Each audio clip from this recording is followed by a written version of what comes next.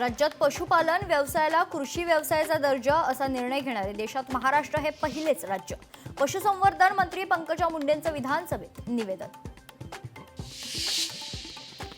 रत्नागिरी गणपतीपुळे मंदिरात dress code लागू होणार. तोकडे कपडे नको, संस्कृती जपणारेच कपडे घाला. गणेशोत्सवापासून ड्रेस कोड लागू करण्याचा निर्णय.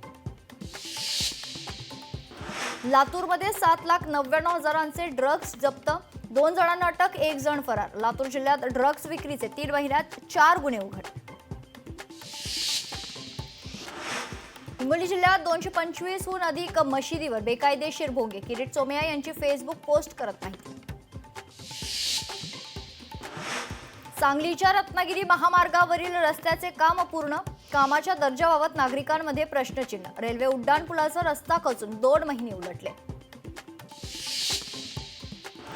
नांदेडमधील प्रसिद्ध माहूरच्या डोंगर दऱ्यातील धबधबे प्रवाहित. धबधब्याचं विहंगम दृश्य पाहण्यासाठी पर्यटकांची मोठी गर्दी.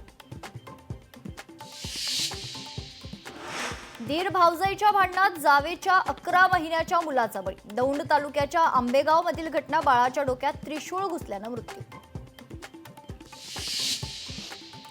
पाटण तालुक्यात 2 शाळकरी मुलींवर अत्याचार. या प्रकरणी आरोपीवर पोलिसात पोक्सो अंतर्गत गुन्हा दाखल.